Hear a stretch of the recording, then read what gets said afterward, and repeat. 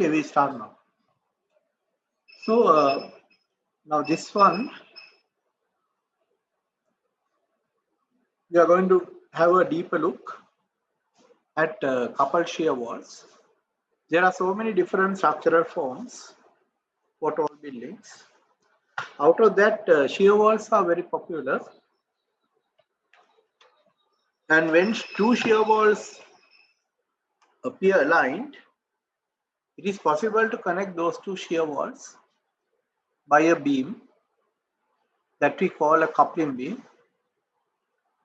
And that can actually improve the behavior of the shear walls. Now you'll ask, in what circumstances you will get this type of shear walls? One possibility is, a hotel or a hostel having about 20 stories, where you get rooms on either side of a passage. Rooms on either side of a passage.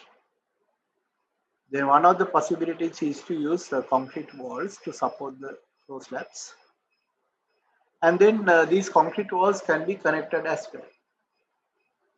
So one possibility is you don't deliberately connect it, the connection comes only through the slab. The other possibility is, you will deliberately connect it with a beam of sufficient depth so that you will get the benefit of this connection.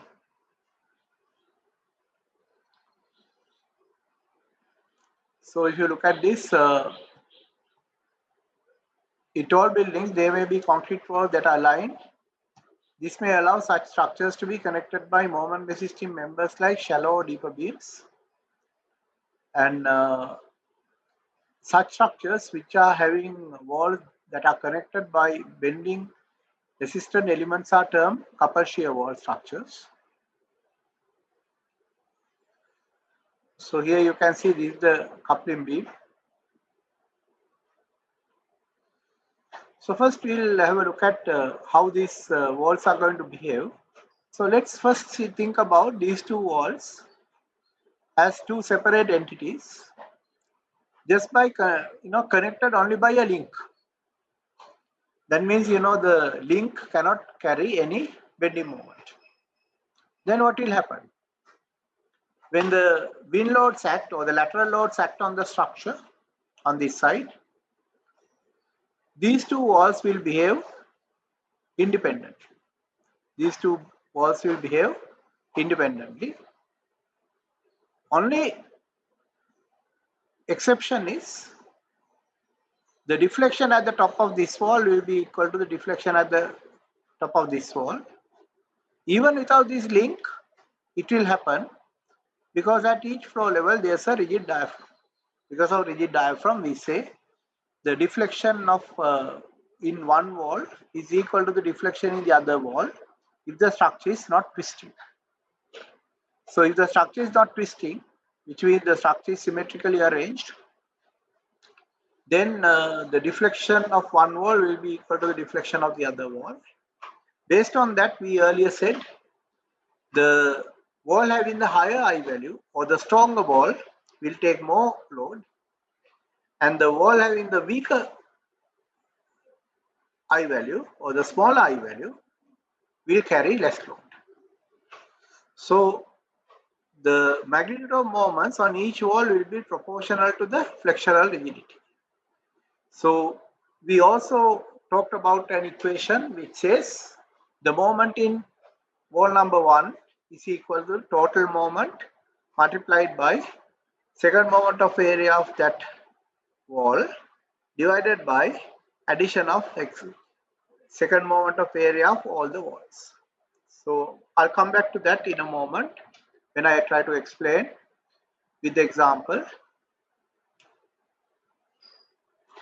So if you look at the stress distribution underneath each wall, there will be vertical loads due to the self weight of the wall and also due to all the dead loads that are transferred onto the wall. or the permanent loads that are transferred onto the wall, then there will be lateral loads acting on the wall that will induce a bending moment on the plane of the wall. So on the plane of the wall, we get a bending moment and the axial load. So we can get a certain stress distribution under this wall. And if you look at the stress distribution, it can take many forms. So when you have a wall subjected to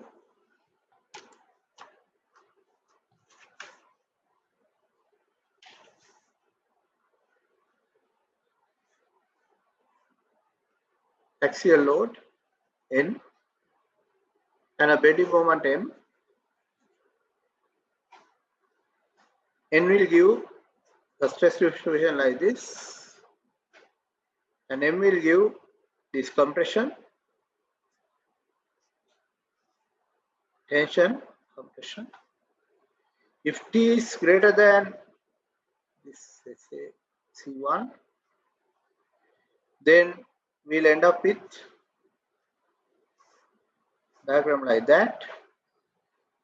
Otherwise, we'll end up with diagram like that. So any of these diagrams can happen. And if T is large, that means this side will go into compression, this side will go into tension. Then there's a chance that the pile that is supporting the wall will go into tension, which is not desirable. So we have to actually see how we prevent that type of situation when you are designing the shear walls.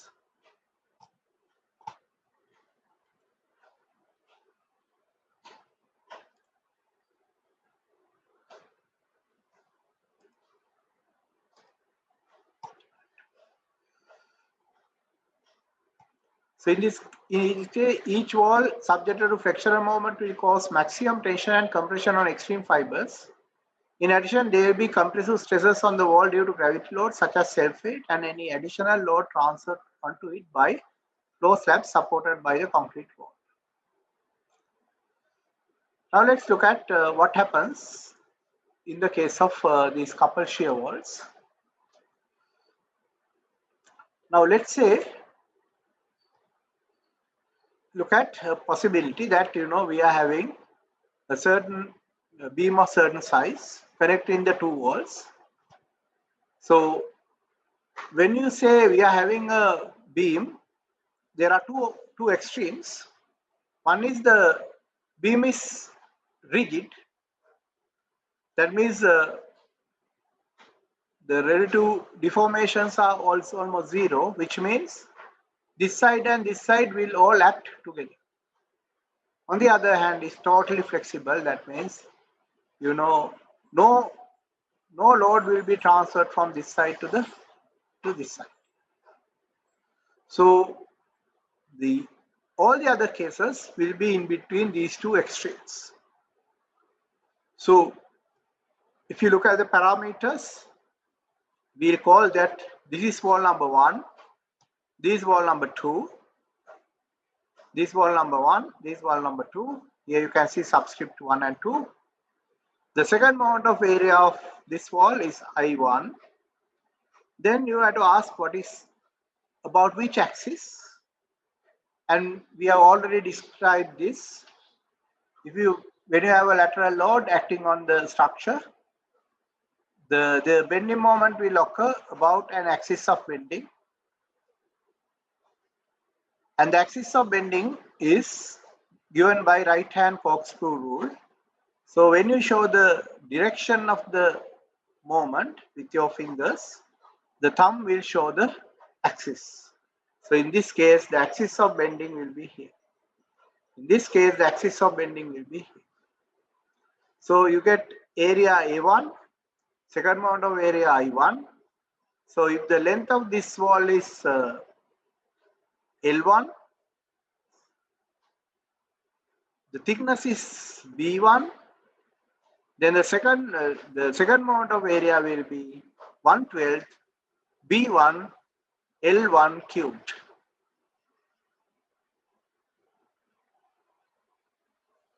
1/12 B1 L1 cubed.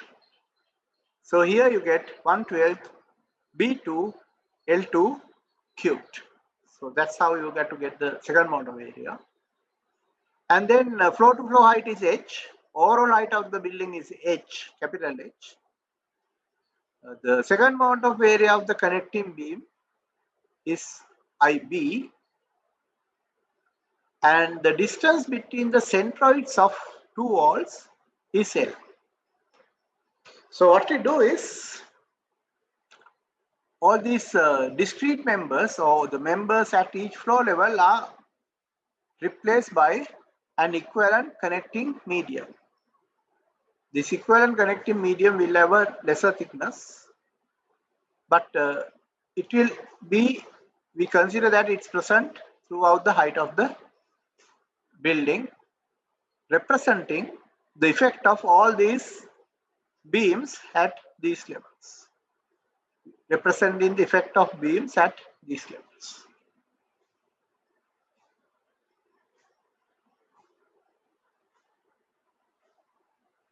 So these are two extreme cases.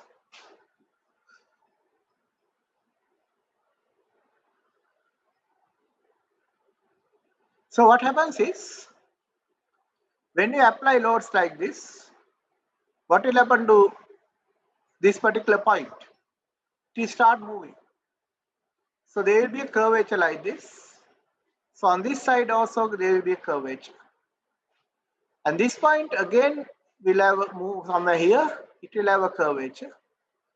So what will happen to this connecting beam? Connecting beam will bend like this. Connecting beam will bend like this. So the connecting beam will have a deformation like this. Connecting beam will have a certain deformation.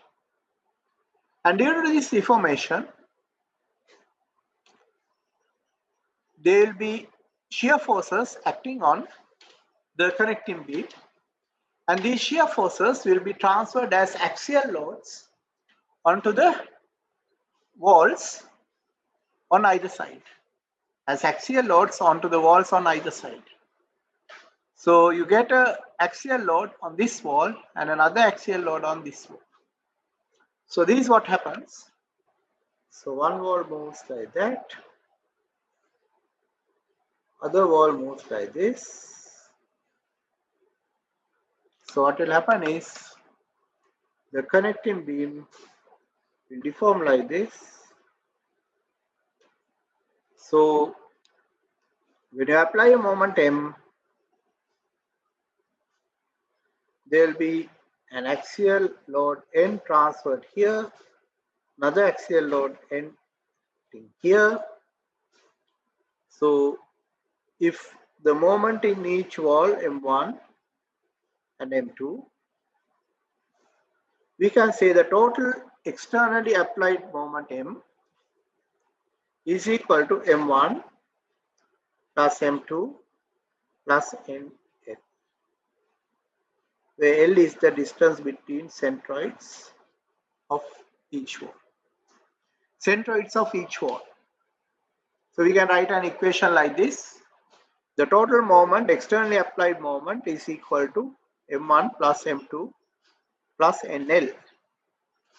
Then you will ask, if the externally applied load is a uniform load W, then M is equal to W times height of the building multiplied by height divided by 2, which is the distance to the centroid.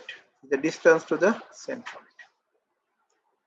Then we can say M1 plus M2 is equal to M minus NL. Minus NL. And this means M1 and M2 will now be a lesser value than earlier due to the coupling action. So you can see what is the effect of coupling action. The effect of coupling action is to reduce the total moment to be resisted by each wall. Total moment to be resisted by each wall. Then you will ask, what is the importance? Actually, what happens is, if you look at the real situation, these shear walls may have lengths like 5 to 6 meters, 5 to 6 meters, and the passage may be about 2.5 meters to 3 meters. It can be even 2 meters. But if you look at the distance between these centroids, it can be about 7.5 meters to 9 meters. 7.5 to 9 meters. So you can see it's fairly large value. So L is a large value, and even if the small n is small, still you will see that the multiplication of these two can be significant, and then you can get a substantial reduction in the total bending moment to be resisted by the two walls that are lined. So that is the coupling beam action. So in the coupling beam action, what happens is we have a total moment M applied externally. We have, due to coupling action, we have an additional moment induced. So the net moment to be resisted by each wall, the addition of net moment will be M minus NL. M minus NL. So can you understand? So the total external moment M will now be shared by two walls as M1 and M2 with an axial load N acting at a distance L, which is the distance between centroidal axes of the individual shear walls. So the total moment M is equal to M1 plus M2 plus NL. So this is what happens, and this is the behavior. And due to this action, as we have seen earlier, there will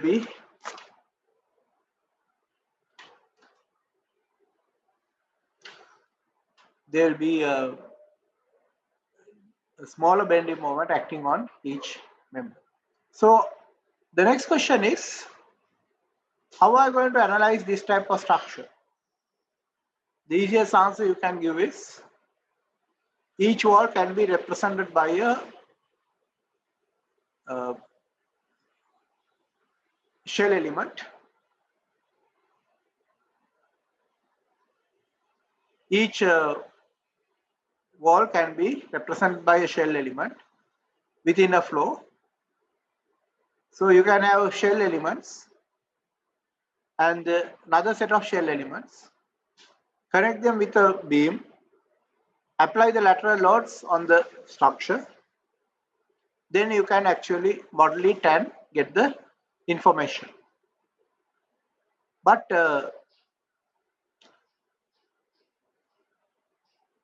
by considering this particular system, it is possible to come up with some theoretical answers. So we'll first look at these theoretical answers, and later we'll see how this how similar answers can be obtained using compute as well. So basically, in coupled shear walls, it is important to assess the degree of coupling action for exact analysis necessary to model the system with for computer analysis. How it's possible to obtain approximate results for some special load cases like shear walls subjected to uniform loads over the full height. And one such method is called continuous connection method.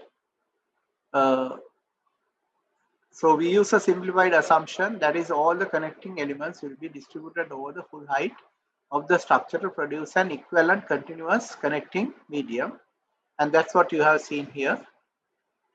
So this is the continuous medium.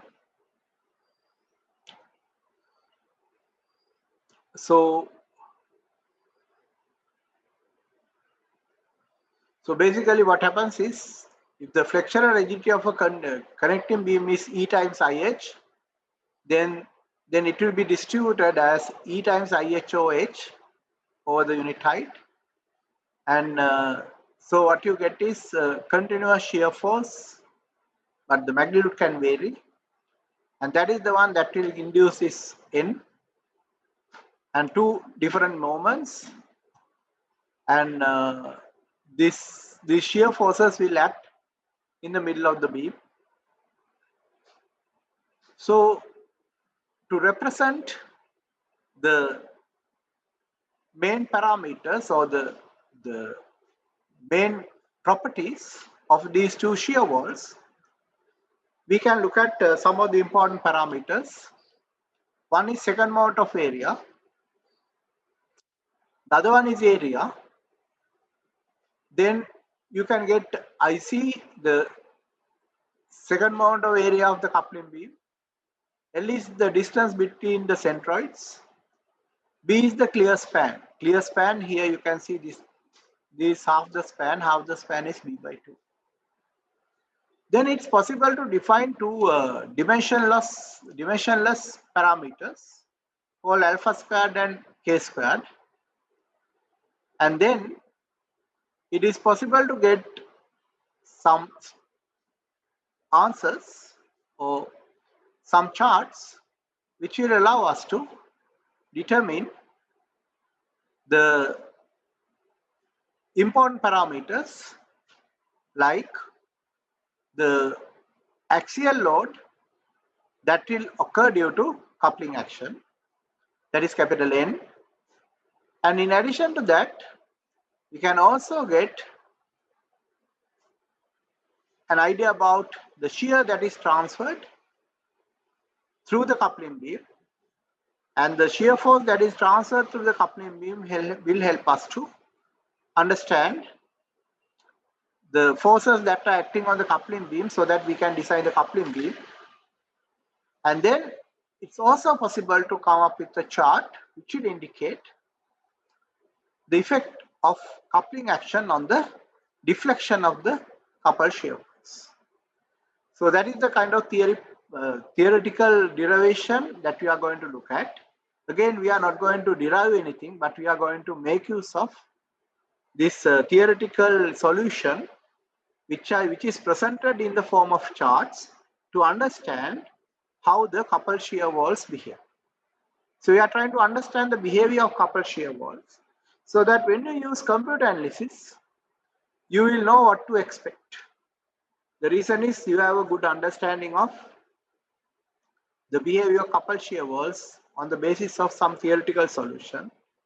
And then when you look at the computer analysis results, then you will be able to very easily understand the reason for various results that you get from the computer. So that's the idea of looking at this particular part of theory. And then we will do a design example so that you will be able to understand various other aspects that could be important. So let's see how to define the important parameters that can help us to understand the way that the coupled shear wall is going to behave. So I stop share. So we'll have parameters like alpha squared given by 12 times I coupling beam L cubed divided by B cubed H I, where I is equal to I1 plus I2. And then we'll also have alpha squared, not alpha squared, K squared given by 1 plus AI over A1, A2, D squared, L squared, where A is equal to A1 plus A2. So we'll have two parameters to look for. And when you have a wall like this, on the plan, the wall will look like this. This is the axis of bending on the elevation. This is the axis of bending on the plan. So if this is B, L1, I1 is equal to 1/12 B, L1, 1/12 B, L1 cubed. So similarly, you can find I2 as well. And A1 will be B1, L1. B1, L1. Generally, the breadth of the beams, breadth of the walls or the width of the walls will be the same. So we can even use it as B. And the length of the walls can vary. Length of the walls can be L1 and L2. So you have two important parameters to be determined.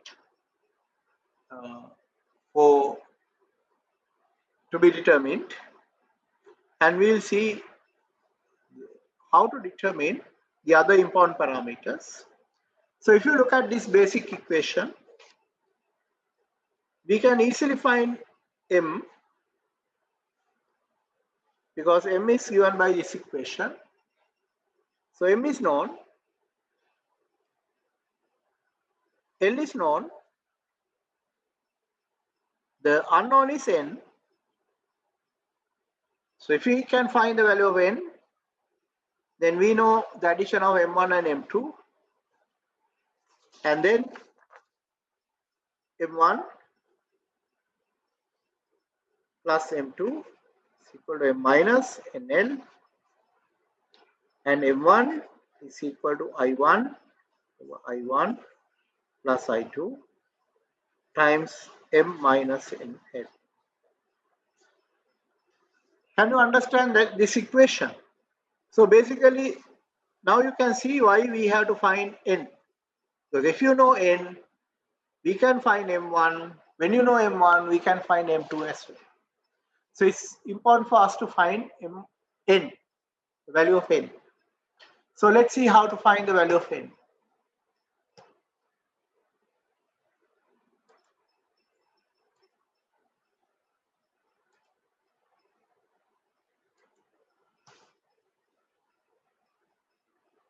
So you can see this is the moment, and this is a moment at the height Z, whereas I found the moment at the base where Z is 0. Z is 0. So any height Z, the moment is given by this equation. When Z is 0, the moment is given by W squared over 2. Then you can see value of N, or the axial load transferred from one wall to the other, is given by the lateral load W.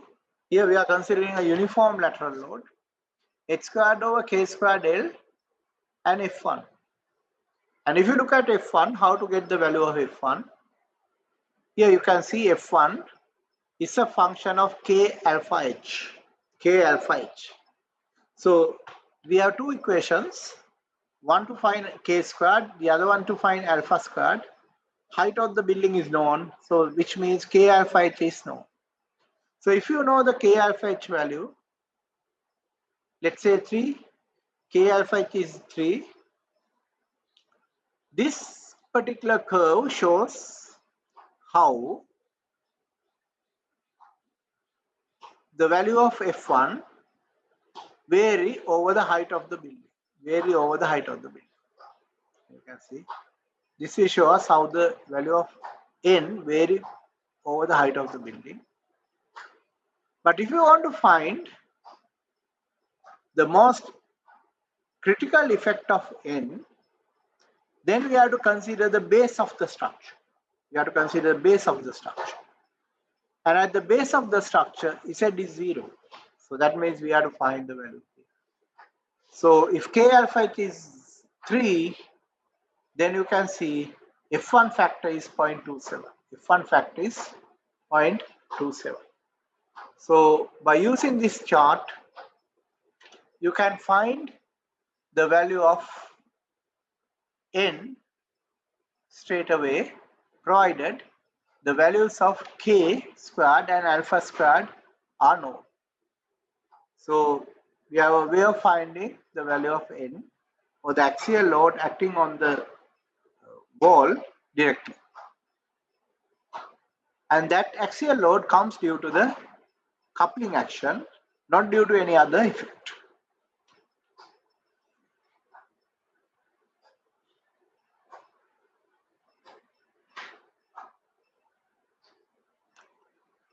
Then when you know N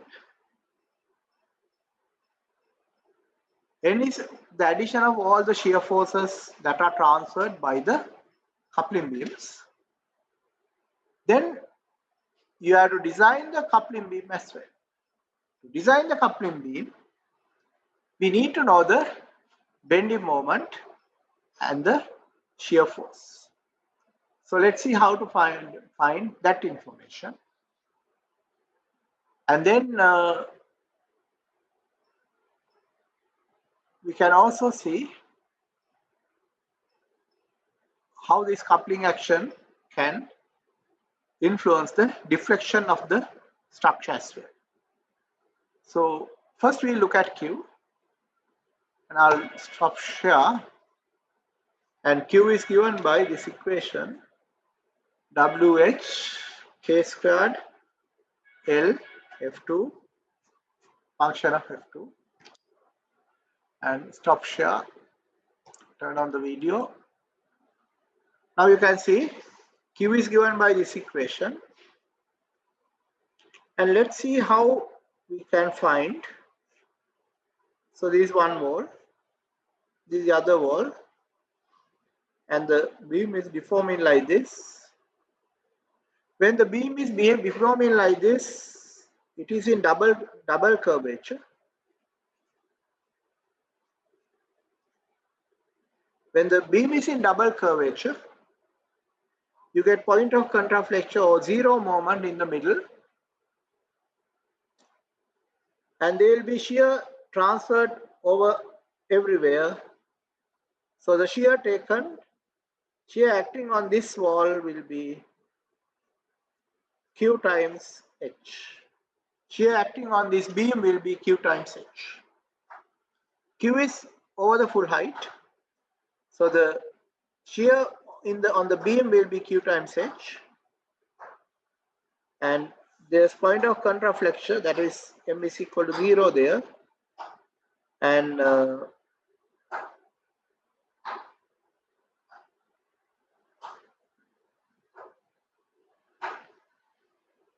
so there will be a shear force acting here,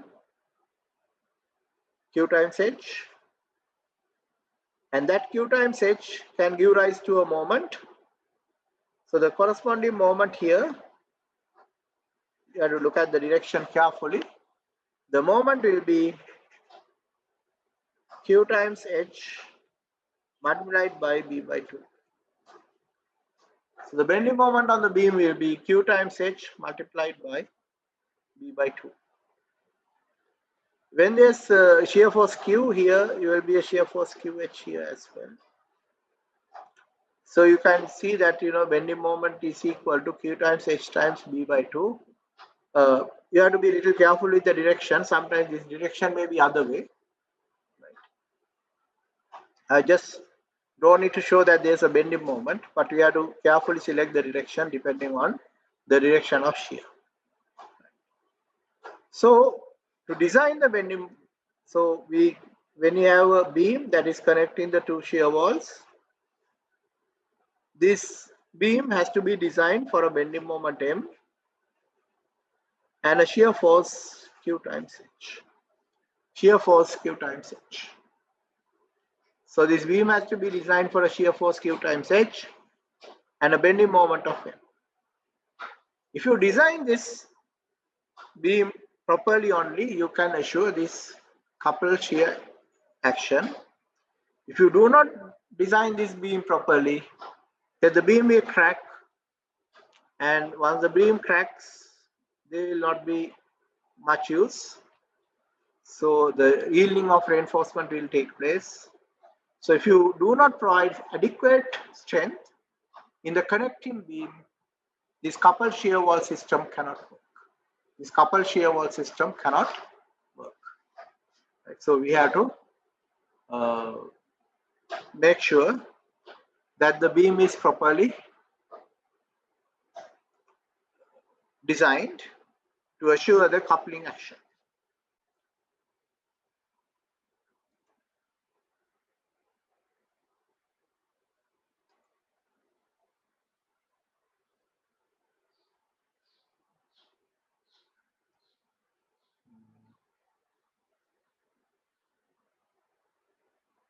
Right. Then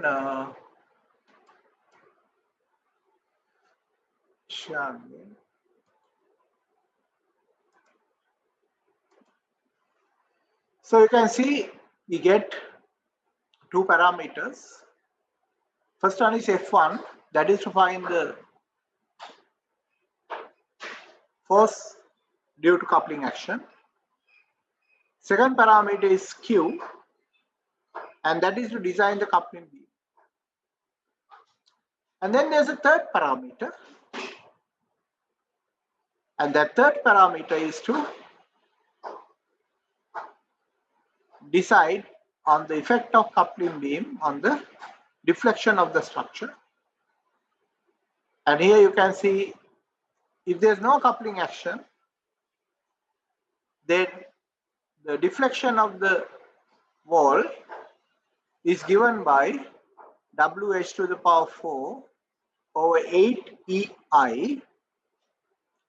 And here I is the addition of I1 and I2, because we have two walls having a total second moment of area of I1 plus I2. And when there's a cantilever subjected to a lateral load of W, a uniform lateral load of W, then the deflection at the top is given by WH to the power 4 divided by 8 EI. But here you can see we have a third factor F3, and if K value is say 1.1 and K alpha is 3, somewhere here you can see the deflection of the structure will be only about 35%. 35% of the deflection that occurs without any coupling action. So with that, you can see the coupling action can be very useful in coupling action can be very useful for controlling the deflection. The reason is tall buildings are all cantilevers, and these cantilevers should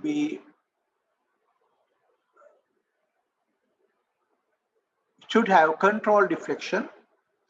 So you can see coupling action is a very good way of controlling the deflection of tall cantilevers, which we call tall buildings. So can you understand that? Because after the break, I'm going to start discussing what we can gather from this by using an example.